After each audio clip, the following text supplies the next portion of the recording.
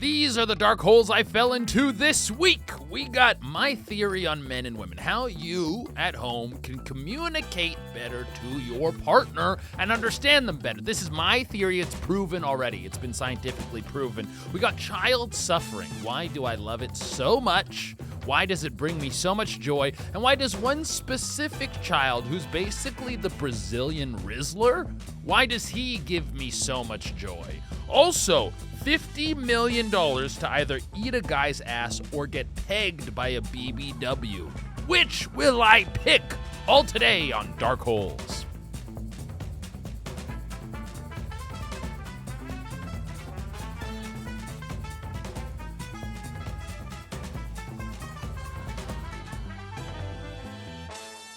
Hello again to all the people coming in. We're in Dark Holes. I want to acknowledge something right off the top here. If you're a video watcher, you can see there's green on the Celsius. It actually kind of looks cool. It's see-through. I like the way that fucking looks right there. But I have a different flavor of Celsius, one that I've bad-mouthed in the past. So this is the green apple cherry Celsius. Now, I had a different apple flavor before. I can't remember which one it was, but it literally tastes like I was licking a pig's taint. It was one of the most awful things I've ever put in my mouth. So I swore off all the apple and apple-adjacent flavors. This guy, pretty fucking good, I gotta go say. The green apple, we're getting sour, we're getting cherry. I am a green apple fan. I like that sour. I'm not a big sour guy, but when I do sour, I'll do green apple sour.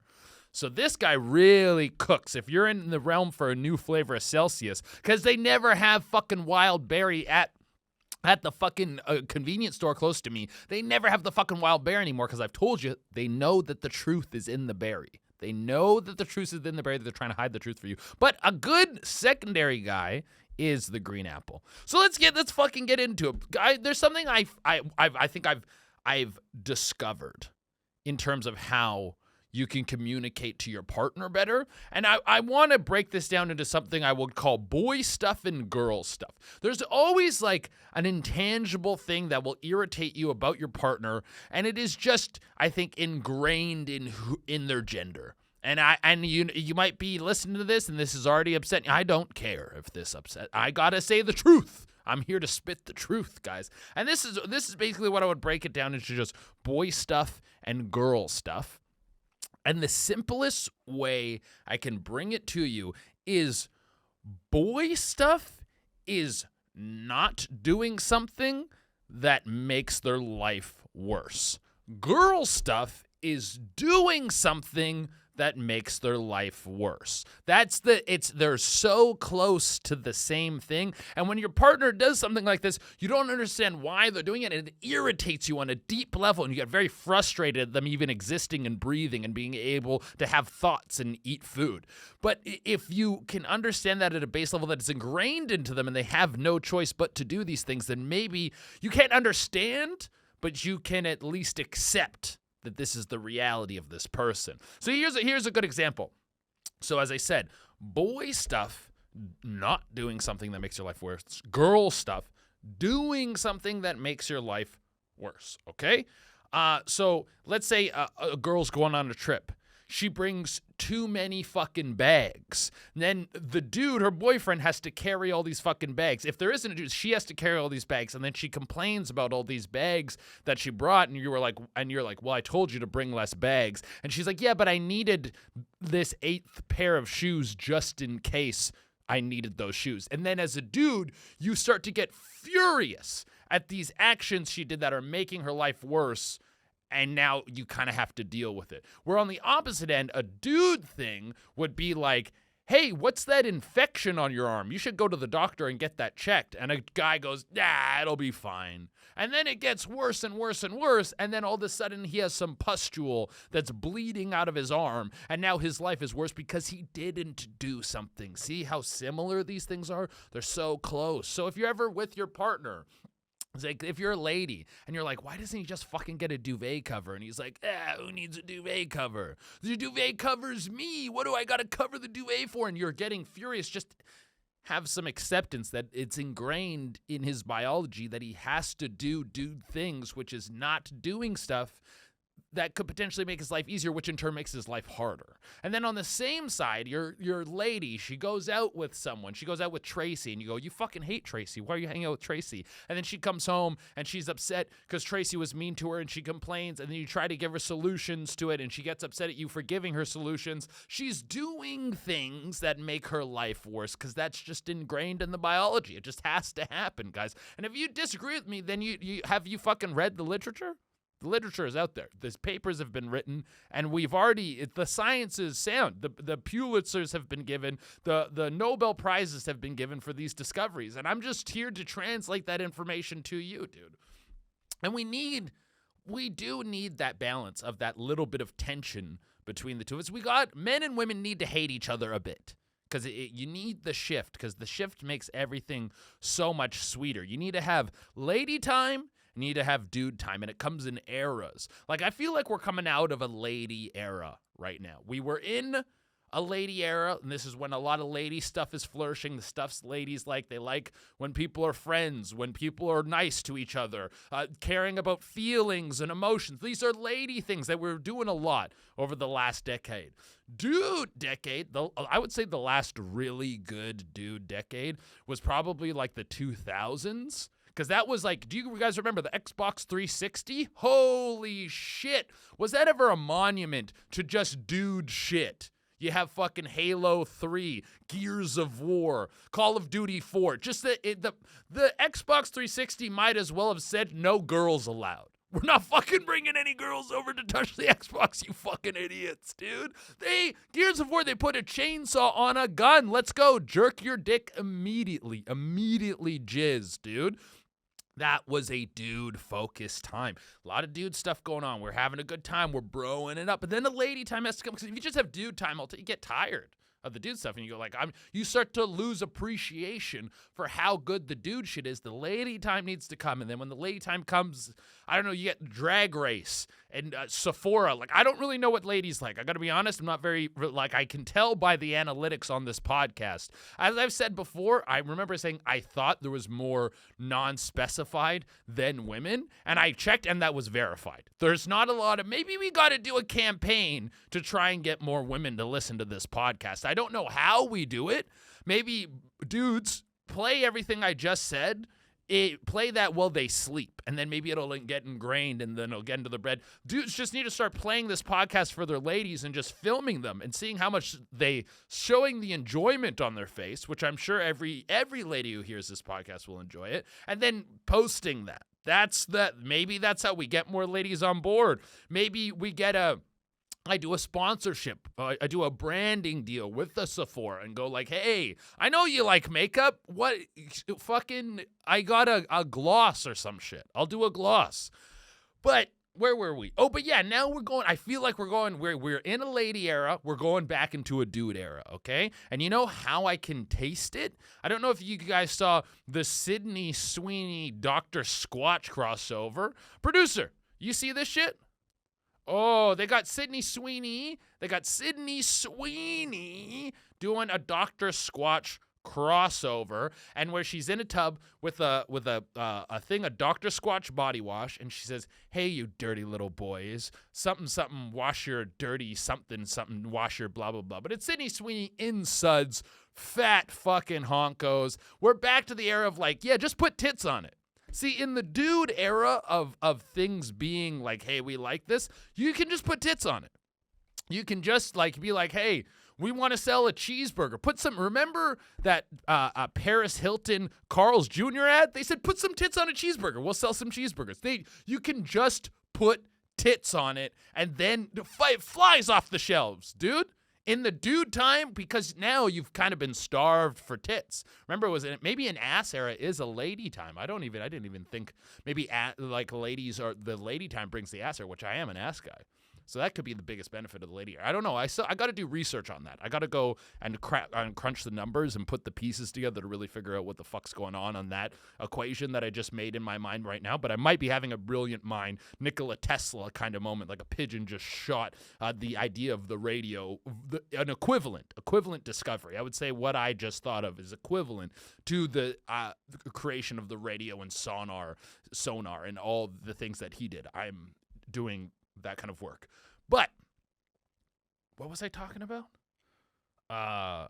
Oh, yeah, we're in the dude era. You just can put tits on anything. So they're just putting tits on Dr. Squatch. And when was the last time we kind of saw something like, remember Axe body spray? Boom. These are two parallels of two things existing at the same, like the fucking Dr. Squatch, big tits, we're selling body wash is the exact same thing as the Axe body spray. You're going to spray Axe on your body and then chicks are going to like, I remember there was that one Axe commercial where a dude was just spraying Axe body spray on himself and he was like standing in the middle of a beach and women just started running out from every direction and it's like basically they're going to come like suck every last bit of fluid out of your body. That's what Axe body spray was trying to tell you would happen if you sprayed this shit on your body. And what this is, that's where we're back to. And okay, before I move on, as you guys know, this is the podcast, the three pillars of the podcast. We got one pillar, personalities, internet weird, dark hole personalities, dark hole culture. Culture, that was kind of, we were talking about how boys and girls, how they interact. That was a little bit of culture thing. And then we got your write-ins, the dark holes that you have at home. Yeah, let's get it. If the burp comes out, more Celsius goes in. That's the rule. So, there was something I needed to fucking talk on. Where was this? Yeah, okay, this is a culture thing, and this is a complete sidebar from what we were talking about before we get into what's going on with me. There's a couple genres of memes that I hate. There's a couple genres of memes that I think they suck, and they need to be removed from the culture, okay? One of them is the meme where it's like, oh, it's winter and it's dark at 4:30, and then every fucking year, every meme page just starts farting these fucking memes out. Oh, can you believe it's dark at 4:30 in December? Yes, I can. Yes, I fucking can, dude. It happens every fucking year, dude. Shut up. It's not an original thing it's like, stop being surprised by that. Oh, it's like, oh, it's fucking cold out. Yeah, that's what if it was like bright at 10 p.m. in December, now we start memeing. Then that's a memeable moment, okay? Don't meme this stupid generic shit, all right? It's like if you're a type of person who sees that and you even smirk, it tickles you in any way, you're transforming into a Facebook mom. That's what's happening. You are going through the metamorphosis where soon minion memes are going to be hot on the presses for you. You're going to start complaining to the HOA. That's the path you're going down. And if you're doing the smirk, you got a chance to rip away. You can get away from enjoying this trash. The other one I really hate is I saw one today that was like, COVID was half a decade ago, and then it's like shows a guy who's like shell shocked, and it's like, can you believe COVID half a decade ago? Yeah, time progresses in one direction continuously, unless you can become a fourth dimensional being. You can experience time in one whole thing. Yeah, which I don't know. I don't think anyone listening, dude. If there's a fourth dimensional being listening to this podcast, we're doing great, okay? But I hate that meme, because guess what? We're all gonna die, guys. Just fucking get used to it. You're gonna fucking die. I'm gonna fucking die. They keep pitching to you that like, hey, we're gonna fix. We're gonna end aging. We're gonna find the fountain of youth. That they've been saying that forever. There was some old dude in like Beijing, fucking 2,000 years ago, that was like, I'm eating gum beans or whatever, and I'm gonna live forever. He didn't, and we won't. Everybody gonna die. So when I see those memes, it's like, can you believe it? I'm like, I can. I'm gonna die. And you too, dude. Anyways, bright moment of the pod. Haha. So yeah, anyways, I hate those two genres of memes. But let's go. What's going on with me? Let's start this section. I like this section. This is one of my favorite sections of the whole pod. My favorite section. Patreon. Guys, as you know, if you want to join the Patreon, you get an extra episode every month. Not every month, every week. Every week. You also get the ability to write in. You get ad-free episodes. You get access to the Discord. All good shit for $5 a month. Pretty sweet deal. And if we hit our Patreon goal of 232 subs, I will get dark holes tattooed on the inside of my lip. Not if, when. Because it's almost every day. A few of you guys join. Boop, boop, boop, boop, and everyone starts to join the team. And man, last week's episode was fucking juicy, too. That was our first explicit episode where we had, like, stuff. Like, if I put that on YouTube or something, it would get taken down immediately. I actually had to tell the editor to reel it back. He had, like, full-on pornography in it, and I was like, hey, I'm worried that people are going to be just, like, watching it regularly, and then they're like, holy shit. We did put a nudity warning at the beginning just for you guys. Also, guys, something I haven't been saying. I got to start saying this. Follow the pod. Whatever platform you're listening to, hit the follow button. Follow me, you fucking idiots. Of course, guys. That helps the pod huge just by following, which a lot of you guys are. Yeah, like say, just like everything else. This pod just keeps tweaking up a little bit. This is fucking because I know the product is good, dude. The product is fucking good. All right. We also have our 5-star review of the week. I got to keep remembering to do this. If you guys want to be read out on the 5-star review of the week, I think it's only Apple that lets you write a thing.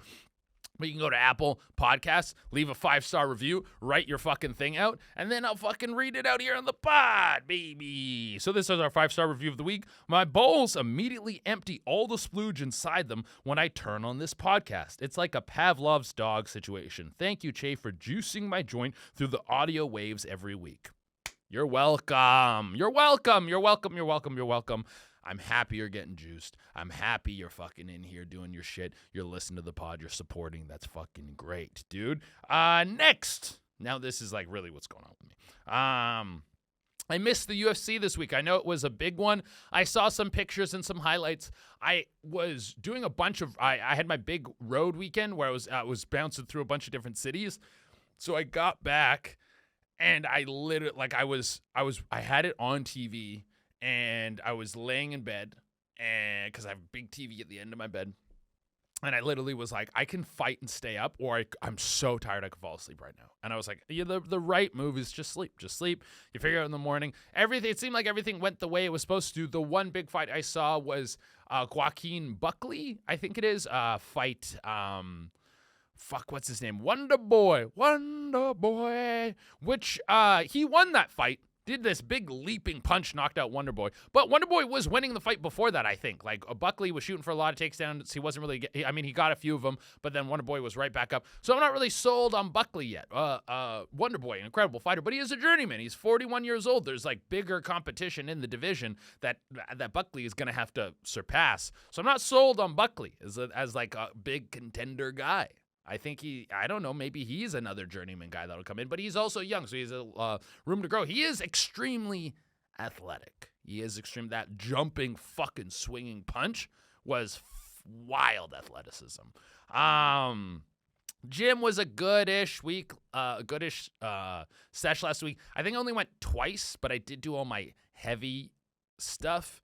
But I did walk a ton. And I ate very clean. So even though it was not as many gym days, I was treating my body better, and I look pretty good. Also, the bench, we're up to 195 on the bench, so we're repping 195 now. Because I think I'll probably do that tomorrow or the day after. Maybe I'll do it later tonight. Who knows? But I hit 5 sets of 5, 185. So that means the 5s are going on. I squatted I think it's whatever it is, the 215 for 5 deep squat. So now we're up on that. The deadlift is still at 375. We're working that up. My Japanese I've been slacking on big time. I keep my Duolingo streak going by just doing some of the katakana, some of the fucking kanji symbol stuff every week, but I've been slacking super hard on that. Do I even have a sentence I could hit you guys with? I've already said, like, ikura desu ka? Like, how much is that? What's another one? Fuck, dude, I'm slacking. Densha, kono densha wo ni ikimasu ka? I think that means, where is this train going? I think that's what that means. If not, the editor will correct me. I'm going to LA soon. I'm excited for some LA stuff. I'm going to do a bunch of podcasts out there. I got a couple shows booked out there, so keep your eyes open if you want to see me in LA. Deadlock, best laner alive. I'm laning super good at Deadlock. My late game is kind of bad. And by the time you're hearing this, if everything went right, which maybe it didn't, because it's taken me a long time to actually get this piece of content out, the Squirt versus Piss video will have launched, which is exciting, guys. Squirt versus Piss. For those of you who maybe have not watched this, it's on Pornhub. It's a sketch I made. Actually, it was not a sketch. It's like real, but it's like a comedy piece that's kind of Jackass meets porn meets science. And I do a blind taste test challenge with Squirt and Piss. accompanied by Joanna Angel, who's like a top squirter in the porn industry. She squirts for me, and I catch it in a funnel. She pisses in a jug, and then we put them both into cups. I blindfold myself, and I drink each one. And the results, you got to tune in and check out the video if you want to see what the fuck happened there, dude. That's live on Pornhub right now, as long as nothing went bad. It's literally uploading as I'm talking about this, and then there just needs some verification shit that needs to happen, but I think it should all go good. Okay. And then tour dates. We're in Uncasville, Connecticut, October 10th and 12th. We're in Spokane, November 9th and November 8th and 9th. We're in Louisville, November 29th and 30th. We're in Toronto, December 13th and 14th. We're in Oklahoma, December 26th to 28th. We're in Tulsa, February 6th to 8th. We're in Lexington, Kentucky, March 6th to 8th. We're in Appleton, Wisconsin, April 24th, 25th. There's also a Boston date, I think somewhere in March, but we don't have the ticket link for that yet, so I'm not going to start pitching that. But all tickets you can get at shaderena.com or through my link in bio or whatever, where you can just go directly to the website or whatever. But thank you guys for all your support in all these things. Oh, what do we have? I got to let you guys know what we have on the Patreon app as well. The Patreon episode this week, we have... Oh, yeah, I did a deep dive into the lady who lives in the Breaking Bad house, and I really flip-flop on how I feel about her. It goes all over the place. There's a guy who does, like, NPC quest shit in real life. Oh, we got a something thirsty, Tracy Racy, who is, like, fucking God in my balls, and I actually discovered a new reason why I find certain chicks attractive. And then we have a write-in about a guy who went to a furry orgy. That's all in the Patreon app this month. Or this week, Jesus Christ. But let's get into our next section, Gabriel. So, there's something that I've always found very humorous, and it's a child's suffering. To a certain extent. Of course, like, you don't want, like, serious suffering. I don't want, like, the kid to be sick with some type of illness. I don't want the kid to be missing parents or something like that, like a serious tragedy. But this is what I'm talking about. There's one memory that sticks into my head, and is so I can see it so clearly. I can remember what the day looked like, how bright it was, like the smell of the air. And I was walking down the street. I was actually walking through a football field kind of area that was close to my house where I grew up, and there was this like paved path that these two parents were like kneeling and looking at their kids with their arms open. The kid is beaming it on his bicycle towards his parents, just fucking hoo, hoo, hoo, hoo, hoo, hoo. And as he gets right in front of him, he does what is a very common bicycle mistake. I honestly don't know why they have the front brake on the bicycle. I don't know what the fuck you ever use that for, because it seems like you only use it to hurt yourself. But the kid is speeding, hits both brakes, the front brake locks, he goes over the handlebars, eats it into the floor, and then he does that kid cry, which is so humorous, because when adults cry, it kind of builds. Because usually an adult is really trying to not cry. So they're trying to keep it in, like, the little bits of cry will dip out and it'll streak down their cheeks and they'll maybe be like break at a certain point. But when a kid hurts himself, it's like all of the pain jolts into their body simultaneously. They inhale and then they just let out those like that gigantic foghorn cry. And I remember watching this kid beaming towards his parents, goes over the handlebars, hits the ground. His parents go, "Oh my God." And then he goes, "Bah." And I laughed and laughed and laughed. It was so goddamn fucking funny, dude. It was so funny. I loved it so much. There's something about that level of suffering in a kid's life that is just hilarious. Maybe I'm like, hey, just deal with it. I think it's mainly my upbringing. One of my earliest memories is being on a seesaw, and I think I'm like 4 years old when this happened. So just keep this in mind. This is probably some people are gonna listen to this and be like, "Oh my God, this is a horrible story. This is trauma and bad parenting." But I think about it, and I think about it being quite funny. But I'm on a seesaw, and I go to the top, like when you're up on the seesaw, and I fall off the side, and I hit the ground hard. I even remember having like all those little wood chips that were like at the bottom of a playground, and they're stuck into my clothes and stuck to my face and in my hair. And I'm waiting for my mom to come get me because I'm a little kid. At this point, to this point in my life, being like 3 or 4 years old, every time I've got hurt, my mom has helped me. So that is kind of like, hey, here's your cue, lady, come in here and give me a hand. I eventually realize she's not coming. It's been too long. So I like kind of dust myself off. I stand up and I realize why she's not coming is because she's laughing so hard that she's keeled over, holding her knees, trying to almost like crawl towards me, but she's laughing so hard, it's incapacitating her and she can't help her injured child, her little infant child who fell off the seesaw. She is dying laughing at this. Oh my God. So that has been hardwired into me for a long time. And some of you might hear that and go, that is a severe trauma you just admitted. I think it's comedy gold, baby. That's what I just gave you. But that's why I love shit like that. Like there was this genre of video that was blowing up for a little bit where parents were like, hey, let's take our kid. Let's take him over to the House of Mirrors. He doesn't really understand this concept yet. And let's just let him go. And it was always a setup because the parents have their phones out. They have their phones out ready to go. And they don't say to their kid like, hey, just so you know, House of Mirrors, this is a low speed environment. This is a gear 1 environment because these kids are on gear 4, gear 5, beaming it through the House of Mirrors. And of course, just colliding with glass, that plexi that does that when a kid's face smashes into it.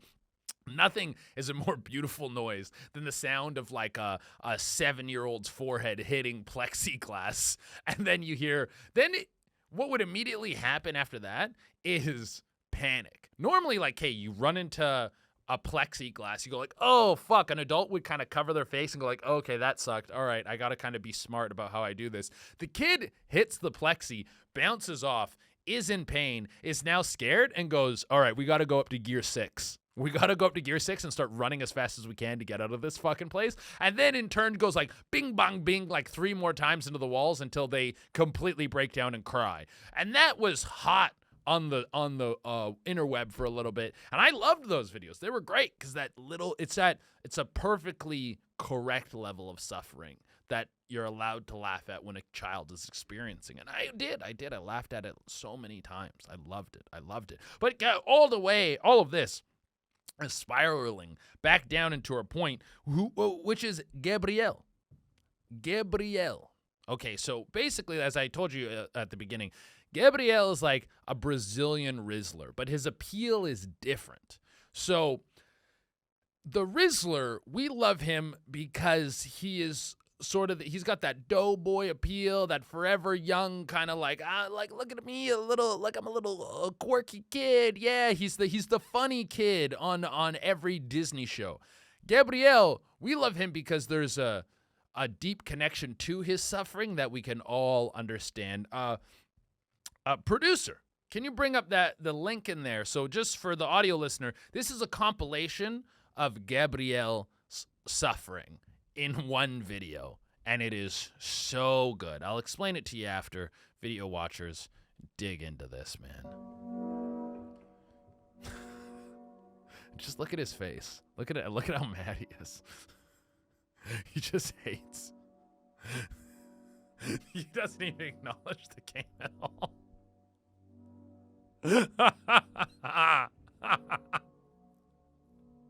And the sad music.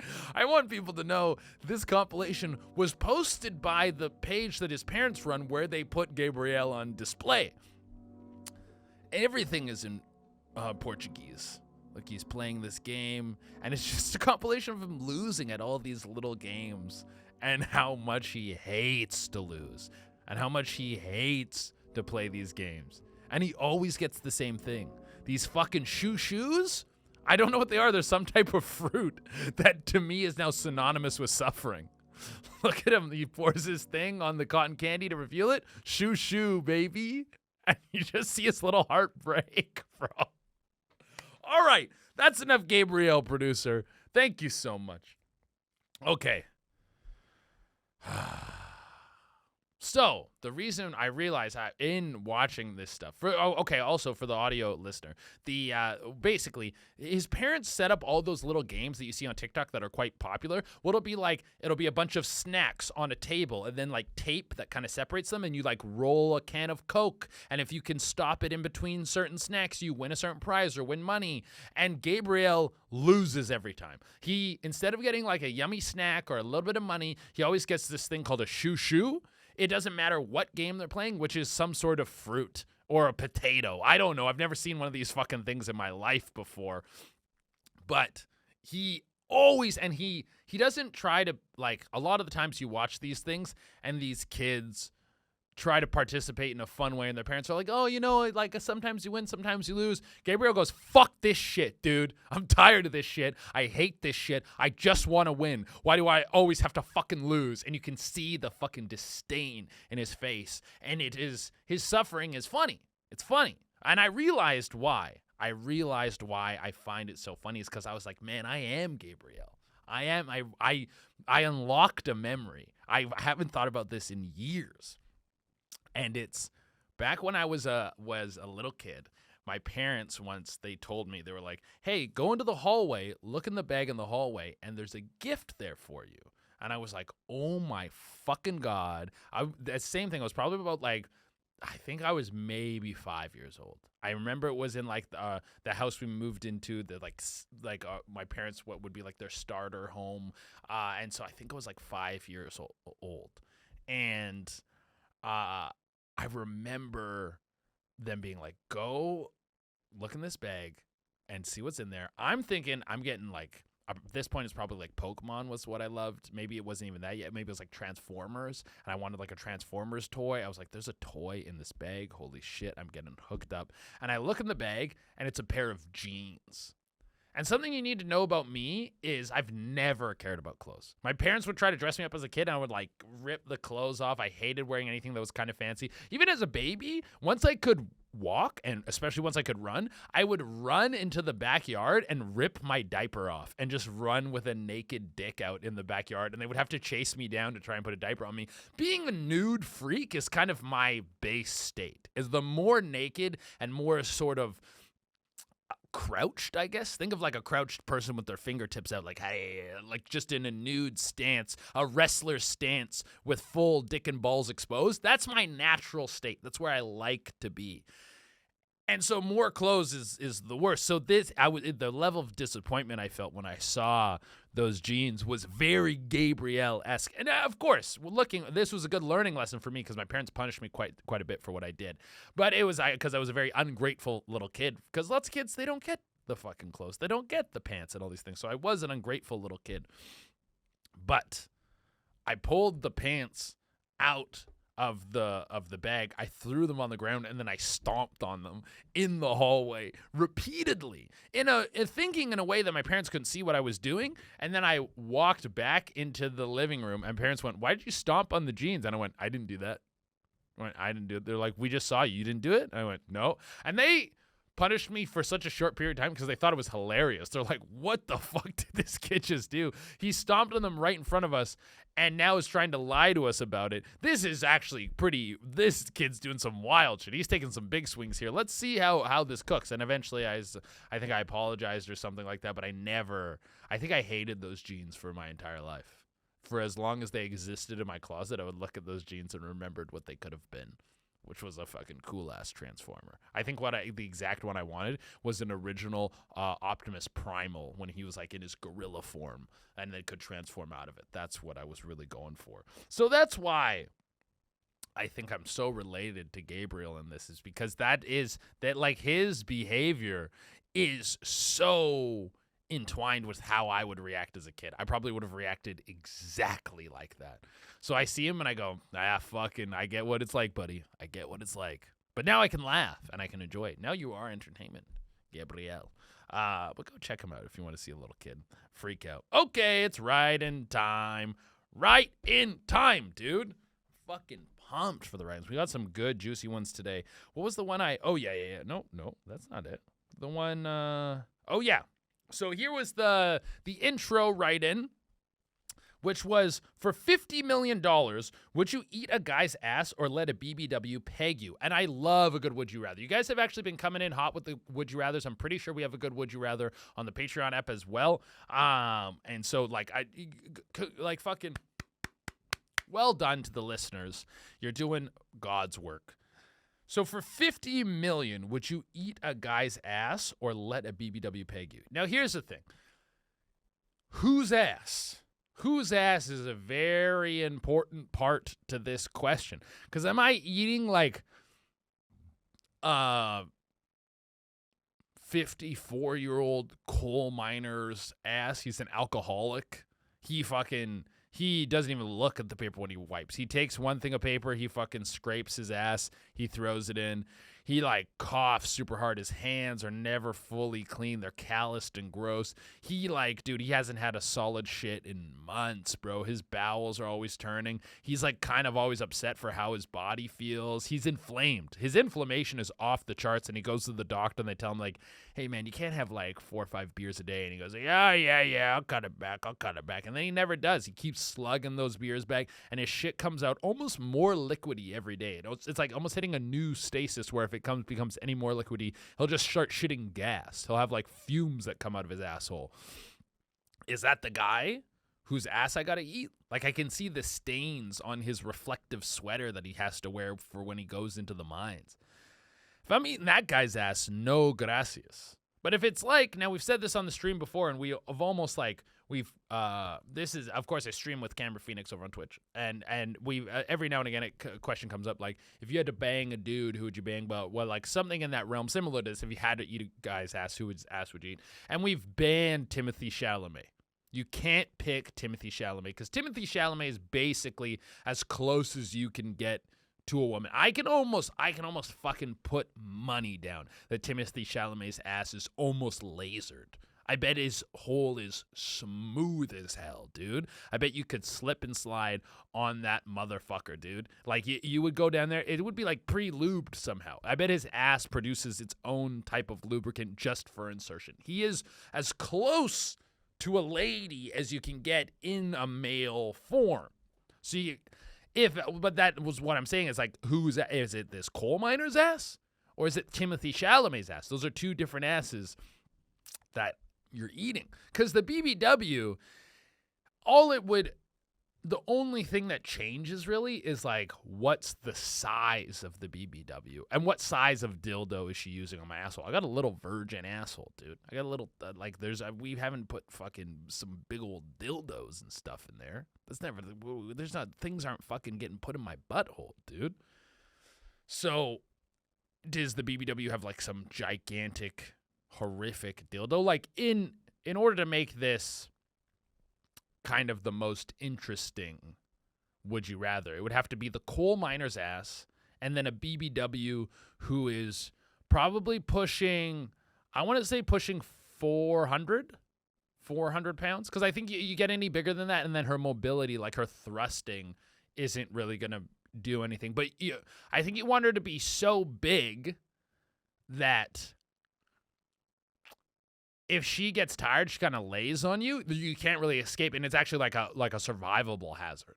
Now you have a chick who weighs 400 pounds. She has a dildo in your butt, and she's putting her whole body weight on top of you, and that dildo's getting shoved in there with that type of pressure and that type of force. That's horrible, dude. And that's really going to tear your shit up, and you're not going to really be the same after that.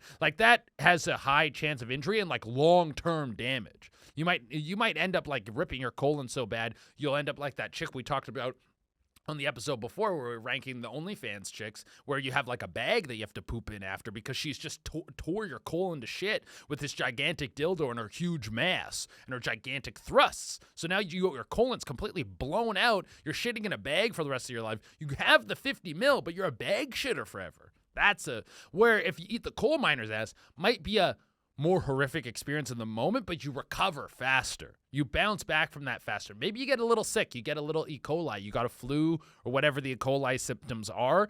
You have to go. Maybe you go to the doctor. You get an IV. They do some type of work on you. You get a little sick. You puke. You shit. But long term, your bowels are in much better condition. I think with taking this big old BBW. She got a dildo, let's just say 2 sizes too big for your butt. Regardless of whoever you are at home, however big your butthole is and whatever it can take, just know that this dildo's 2 sizes too big. And then you got this dirty coal miner. I think you go with eating the coal miner's ass as your choice for this $50 million. Because at the end, it's like, what are people going to say? Are people really going to be like, yo, you ate this dude, he ate a coal miner's ass. Was the coal miner going to make fun of me? I'm like, bro, you're a coal, like, dude, I know I've seen your butthole, dude. It's a horrific state. Your body's in a horrific state. You don't have much time left. If anything, you should be nice to me and trying to build a relationship with me. And even like try to kind of blackmail me. Be like, hey, I'll keep all this information. I won't even tell anyone that if you ate my ass, if you throw me a couple mil, I can get out of this coal mine. And then if you can negotiate something with him to keep the ass eating of the coal miner secret, that's an even better situation, dude. Or you pay money to have him assassinated or something. You take him completely out of the mix. You get someone in, kill the coal miner after he ate his ass. You're 50 mil rich. How much does it cost to get a coal miner killed? Even if it's 1 mil. It's worth it. It's worth it. You go home with 49. Producer, whose ass do you eat? Or what do you do? Eat the ass, or do you do the BBW? I was gonna go with the BBW until you described her, and then I was like, that seemed like all the after effects made it seem too unpleasant. So I'd go with eating the ass. Yeah. And I think a coal miner's ass is like, I feel like that's a good service to all the workers of the world, you know? True, the union workers were just on strike. Yeah. So you eat a coal miner's ass, you're like, hey guys, you know what? I respect what you guys do.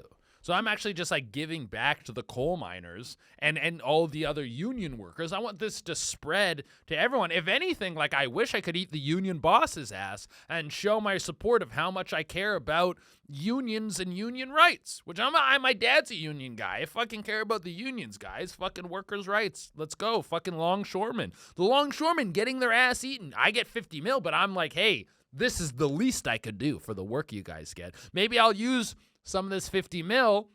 We'll start like not a foundation. I'll cover some legal fees or something for you guys. Like I'll help you guys to the negotiation table on top of eating the ass. I'm a good guy. Okay?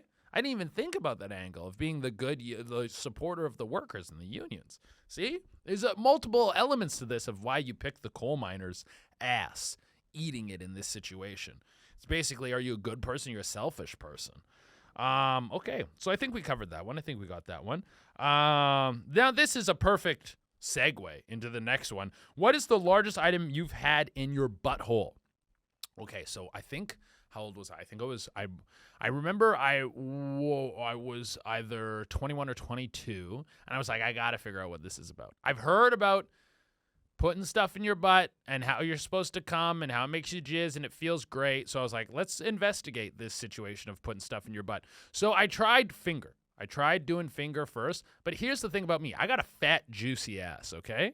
It's hard to get around. I don't understand how chicks finger themselves. Like, just that angle on your wrist. You're sort of like Spider-Maning, but your wrist is like going back into yourself. It's uncomfortable. Like fingering yourself, as I think a dude or a lady, it's almost like when you're sitting on the couch and you spill food in your lap and it rolls under your ass and you got to try and like scoop it out. But the couch is soft, so the deeper you scoop, the more the food rolls under your ass, like a little grain of rice is now, and then you're mushing the rice. It's like you should have just stood up is what you really should have done. And it's like you should just have a tool to get the job done.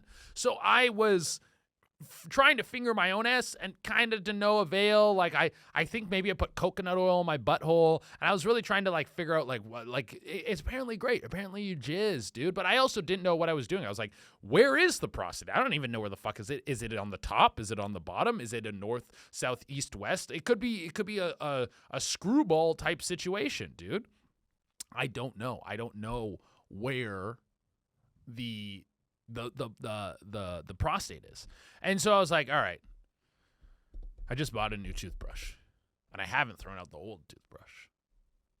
Let's put this guy to work. And then I remember sticking that in my butt, and I stuck the toothbrush in my butt, and I was like I remember I was watching porn and I was jerking it, and I was kind of like, it was almost like I was cranking the toothbrush around like one of those joysticks in a bulldozer, like, and it was going in different directions, and none of them felt like the right direction. The whole time it just felt like I was gonna poop, and I'm just trying to figure out, like, where does this lock in? Where is the spot that this is supposed to lock in? I was like, it was just like, it wasn't the same as when you're working a stick shift and you're grinding the gears. It was like it didn't fit anywhere. And then eventually I pulled the toothbrush out of my butt and it pooped on it. And I was like, all right, well, this goes in the garbage. And it was just an unsuccessful mission. And I haven't revisited butt play since then. It's been like, almost, I think, over 10 years since I've tried to explore something into my butt. I think what I've kind of conceded on in terms of having something go in my butt is that I need a professional. I need someone who knows what they're doing and can explore my butt in an educated way and almost teach me. I get like a nurse or something in there who's like fishing around. She knows she's been around an ass or two. So yeah, I guess the answer to your question, the largest item you've had in your butt is, for me, it's a toothbrush, which is quite thin and slender. I don't think I would ever go bigger than that. I'm not looking to stretch the butthole. I did have one chick I was hooking up with who would send me these videos of her like playing with herself. She had a butt plug in, and then she was like maybe we put it in your butt. And I was like, whoa. They love to play that idea. They love to start planting the seeds of like, maybe I put it in your butt. And I'm like, get out of here with that. You're not putting a butt plug in my butt. Because if there's anything that's going in my butt, it has to be masculine, dude. A lady's finger, it's like on the more masculine side of things that can go in my butt. It's attached to a lady. I like fucking ladies, dude. That's my choice. But like a butt plug, that's, dude, no. What has a little jewel on the end? There's like a fucking, you're going to put a butt plug with a red ruby on the end, shove it in my butt, then that's shining out to the public. Not a chance, bro. I don't care if you bring in like a designer butt plug. I don't care if you bring in a Deadlock branded butt plug, dude. You bring a Deadlock branded butt plug with my favorite character on it, it's not going in my butt, dude. It's not going in my butt. Might go on my bookshelf. I'll take the gift. It's not going in my butt, but I'll be like, hey, this is pretty, I don't know where you got this. You 3D print this? How did you fucking make this, dude? This is crazy. What a nice gift this is, but not going in my fucking butt, dog. But yeah, I guess to answer your question, it's a toothbrush. And I got to kind of explore more in that realm of stuff going in my butt. Dude. Okay, let's get to the next write-in. Okay. Wow, I didn't realize how much of so people send in all the write-ins, and then I just kind of pick the ones, like I kind of save all the riffing for the pod, and I get like a feeling, like I get a whimsy when I go, oh, this will be good for the pod. We can definitely, there's some stuff to say about this. I know I got a story on this, or I know I can riff about this, and so I just immediately I put it in the folder for the podcast, and I don't think about it. But I didn't realize how many butt-focused, there's 5 write-ins. I usually do 5. 4 to 5 are butthole-related, this pod. What the fuck are the chances of that? I mean, I guess with this podcast, pretty high. But let's, I digress. Let's keep going. So this write-in says, my ex asked me to put a cucumber in his butt. I did it, then puked on him when I saw poop. She put 3 poop emojis. Then, next part, he said it was hot when I puked on him. Never felt safe eating vegetables in the house again. Wow, dude. Wow. Well, this guy clearly has some sort of degradation. He likes to be degraded. He has I'm getting degraded kind of kink going on here. I wonder if he knew. I don't think he knew that before. I think that unlocked. I think you were a cucumber. Yeah, you were shoving that cucumber in his ass, which I hope you unfoiled it and then put a condom on it. That's usually what people do when they stick vegetables into their holes, is they put condoms on them, because you don't want any of those mites or any of those, like, say if you stick a carrot in your ass, a couple things can go wrong. For one, sometimes you have like loose little roots that are poking out. Like, I'm sure those feel great tickling the inside of your colon, but there's a chance that they scrape in a wrong way. Also, chance it breaks. If it's in a condom, if it breaks, it's in like a sack. You can pull the whole thing out of your butthole. So I hope you did that. Also with the cucumber, you don't want to put it in there with the plastic that's wrapped on it, because there's that really serrated plastic that comes on a cucumber, which is not, I'm not a doctor, but I would bet that every proctologist would say, don't get that serrated plastic on the inside of your colon. I bet if we get him on the line, we go, hey, Dr. Proctolo, he would go, hey, no, that rough plastic. I know it seems appealing because it's wrapped around the computer, wrapped around the fucking the cucumber. You would think, hey, that should go in my asshole, but it's like an eggshell situation. You don't eat the eggshell, the good stuff's all on the inside. So, but I bet I can't even remember how we fucking got here. I'm way on another road. But you stick it in his butthole, you puke on him. He goes, oh, yeah, that's great. And he's like, I never felt safe eating vegetables in the house again. I wonder if it was a vegetable thing for him or it's just like an ease of access. Because I would assume that if he is so into having stuff shoved in his butt, he would just buy a thing. You just get a dildo. You just get a vibrator, whatever the fuck goes in your butt. You just buy a specific tool for the specific job. But maybe he's like, the produce part is what I like. But if it was a first time thing, he's like, I don't want to invest in a dildo just in case I hate it. I have this inkling that I am really going to enjoy this. But fucking a cucumber is like $1.99. I mean, it depends on what era this happened in. I think cucumbers are up to about $4 now. But back in a simpler time, a less inflation era, you could get a cucumber for quite cheap. You're dildoing your ass and discovering your sexual desires on a budget. That's the way to go into that. You don't want to invest too big into a project without knowing what the potential outcome is. You start small and then build off of that. The puke part, that's a whole other thing. The puke is like a deep psychological suffering that he wanted to be. I can't imagine it any other way than he wanted to be degraded. But if for you it wasn't fun, you weren't puking on him being like, hey, you little bitch, I'm going to puke on you, which I'm sure some people do in some way. That has zero appeal to me. I like the person to like me and treat me nice. But you weren't having, you puked out of disgust because the poop came out. It is kind of gross. That's the thing about the poop coming out of the butt. That's one thing I've never really seen the appeal of putting all the stuff in the butt and all the anal stuff is like, it's poo. It's poo land, dude, guys. It's poo land. Well, that was just a dark hole. There was no question there. It was just something we had to investigate to let you guys know. This is what people are doing with their vegetables, guys. Also, never feeling safe eating vegetables in the house again. Probably onions were fine. He's not putting onions in his ass. Like maybe he kept them all in that like fishnet bag, and he put them in like if there were like the little ones, like the shallots, then he could pop each one in like a what are those, like anal beads, and just blup, blup, blup, blup, each individual shallot, and then pull them all out and then rinse them after and put them back. That would be pretty fucked up if you did that. You're gonna get the whole house sick.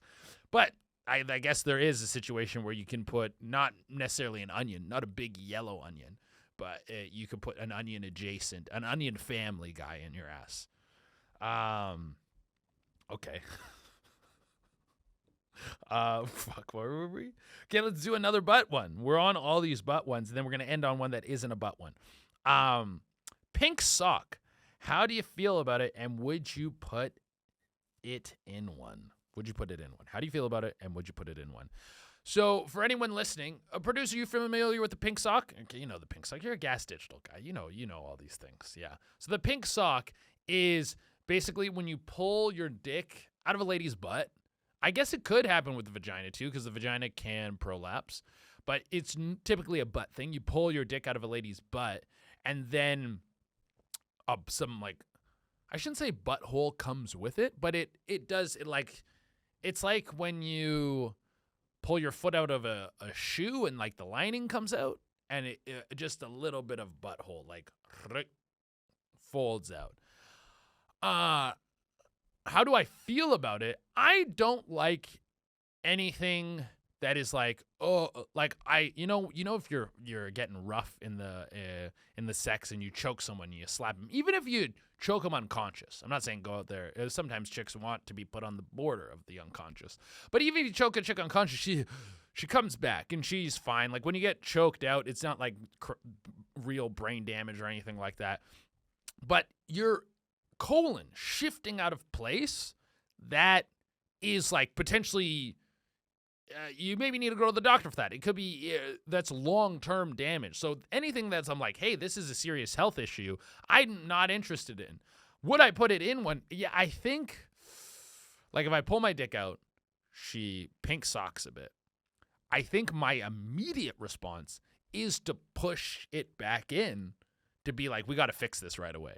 Because it's almost like when you're fucking around with your brother at home and you're not supposed to be playing basketball inside and then you are, and then because especially if you convinced her, if you were like, come on, let's do this anal, and she's like, oh, fine, fuck, whatever, you really want it, we can do it slow. You pull your dick out and then she pink socks. This is your fault, you made her pink sock.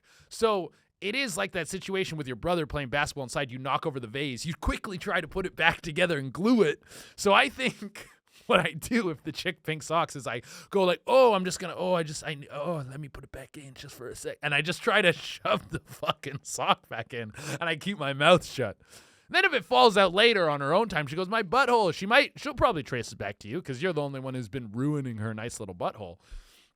But you at least get to be like, it wasn't in the moment. I didn't directly ruin your butt, dude. I crafted it. I glued it. Not until your parent comes home and they stare at the vase and they go, what the fuck is wrong with this vase? And you go, yeah, we were playing inside and we fucked it up. Yeah.